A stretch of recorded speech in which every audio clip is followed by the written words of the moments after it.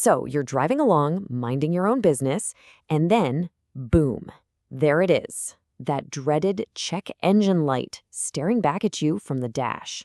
It's frustrating, I know, but don't worry. Today, we're going to crack the code on one of the most common culprits out there, P0131. Let's get this figured out. You should really think of that light as your car trying to talk to you. Seriously, it's not just there to cause you a headache. It's pointing to a very specific problem. Our job today is to translate what your car is trying to say so you know exactly what's going on and how to fix it. So what is this P0131 code exactly? Well, the textbook definition is O2 sensor circuit low voltage for bank 1 sensor 1. That's a mouthful, right?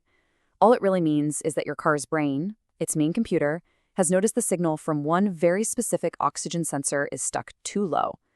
It's the computer's way of waving a red flag and saying, hey, something's off with our air-fuel mix over here. To really get what this code means, we gotta get to know the main character in this whole drama, the oxygen sensor. The best way to think about it, it's like the nose of your engine. It's constantly sniffing the exhaust fumes to check how efficiently your engine is burning fuel. This little sensor is a real workhorse. Its main job is to measure how much unburned oxygen is left in your exhaust after the boom, boom, boom of combustion. Your car's computer takes that info and, on the fly, constantly adjusts the mix of air and fuel to keep your engine running perfectly. It even has its own little heater inside so it can get up to temperature and start working right away, even on a cold morning. Now, your car has more than one of these O2 sensors, and where they live matters. The one we care about for a P0131 code is the upstream one, also called sensor 1. It sits before the catalytic converter, and its whole job is to manage the engine's fuel mixture. There's another one downstream, or sensor 2, that sits after the converter, and it's basically just a hall monitor, making sure the converter is doing its job cleaning up the exhaust. And what about this bank 1 business? Yeah, this throws a lot of people off. It's actually pretty simple. Bank 1 is just the side of the engine that has the number 1 cylinder. If you've got a 4-cylinder engine, you only have one bank, so that's easy. But on a V6 or a V8, you find cylinder number 1, and that whole side is bank 1. The other side is bank 2. Simple as that. All right, so we know the parts, and we know their jobs. Now it's time to put on our detective hats. Let's take a look at the lineup of usual suspects that could be causing that P0131 code to pop up. Okay, a lot of the time, the most common culprit is a bad O2 sensor. They just get old and tired and wear out over time. But, and this is a big but, don't just assume the sensor is the problem and run out to buy a new one.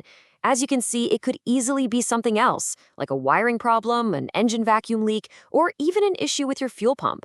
That's why we have to diagnose it properly. Let's talk about wiring for a sec, because this is a common trap. You might have an open circuit. Think of it like a bridge is out. A wire is broken or a connector is loose, and the signal just can't get to the computer.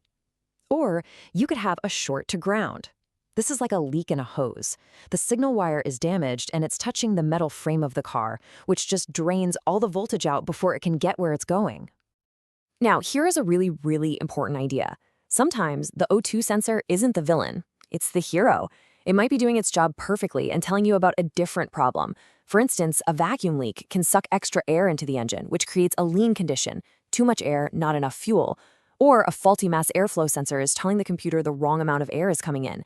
Or maybe low fuel pressure means the engine is literally being starved of gas. In all those cases, the sensor is screaming low voltage because it's telling the truth. Okay, so this is where the fun really begins. We've got our list of suspects, and now it's time to figure out which one is the actual bad guy. Let's walk through how to find the real problem. Always, always, always start with the easy stuff. First, just use your eyes. Get under the car and look at the sensor's wiring. Is it melted on the exhaust pipe? Is a connector unplugged? Easy stuff. Next, check your fuse box for a blown fuse for the sensor's heater. Then, if you've got one, plug in a scan tool and look at the live data. And finally, just use your ears. Listen for any weird hissing sounds around the engine that might be a vacuum leak. So, what are you looking for on that scan tool? Well, here's the key. A happy, healthy O2 sensor is a busy O2 sensor. Its voltage should be constantly dancing up and down, swinging really fast between about 0.1 volts, which means a lean mix, and 0.9 volts, which means a rich mix. And that brings us right back to our code. The P0131 gets triggered when that dance stops.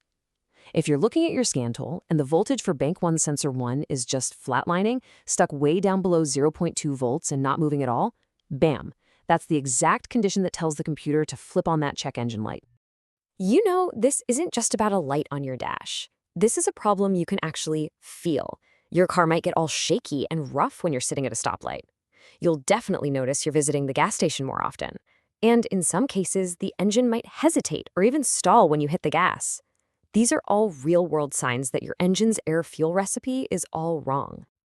Okay, the detective work is over. You've interrogated the suspects, and you've found the culprit.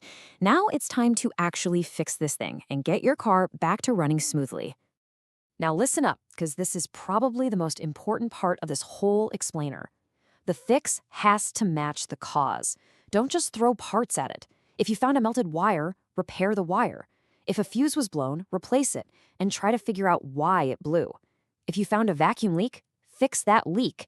And only after you've ruled out everything else should you go ahead and replace the O2 sensor itself. And hey, here's a little pro tip that's going to save you a world of frustration. These sensors are usually in tight spots, and they have that wire sticking out of the top. A regular socket just won't fit over it. You're probably going to need a special O2 sensor socket. It has a slot cut down the side for the wire. They're not expensive, and trust me, they're an absolute lifesaver for this job. So the new part is in, or the wire is fixed. You're not quite at the finish line yet, but you're close. These last steps are crucial. First, use your scan tool to clear the code from the car's memory. Then you gotta take it for a nice, long test drive. This gives the computer a chance to run all its tests and make sure the problem is really gone. The real win is when that check engine light stays off for good. So when you boil it all down, what's the big lesson here? It's that this one tiny, single sensor has a huge impact on your engine's health and your wallet. Ignoring this code isn't just about an annoying light. It means you're burning extra gas, polluting more, and you could even be risking serious damage to other expensive parts like your catalytic converter. In the end, that little light on your dash isn't your enemy. It's not a nuisance that's designed to ruin your day. It's your car, trying to ask for help. So the real question is, now that you know how to speak its language, are you ready to listen?